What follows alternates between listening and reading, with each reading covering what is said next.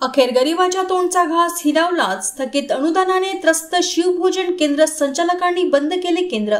चंद्रपूर शहरातील अत्यंत वर्दळीच्या बस स्टँड समोरील मयूर स्नॅक्स केंद्र बंद। राज्य सरकारच्या अनास्थेमुळे अखेर गरिबांच्या तोंडचा घास हिरावण्याची सुरुवात झालीच।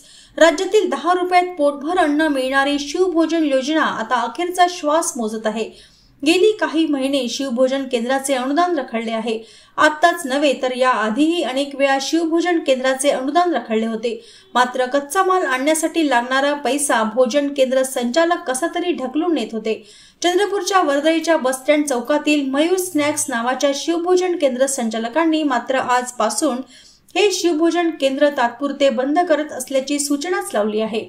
तशा आशयाचे स्वशपथपत्र त्यांनी राज्याच्या अन्न नागरी पुरवठा विभागाला पाठविले होते। सातत्याने होणारी आर्थिक कुचंबणा आणि त्यातून निर्माण होणारे आर्थिक अरिष्ट यावर मार्ग काढण्यासाठी सर्व उपाय खुंटल्याचे सांगत हे केंद्र बंद करत असल्याचे त्यांनी स्पष्ट केले आहे। मात्र यामुळे शहरातील गरिबांच्या पोटाला मिळणारा घास बंद झालाय। लाभार्थ्यांनी ही योजना तातडीने सुरू व्हावी अशी मागणी केली असून केंद्र संचालकांनी मात्र आर्थिक बाबींविषयी हतबलता व्यक्त केली। सरकार साहेब, आमची भूकमारी कोण मिटवणार आहे?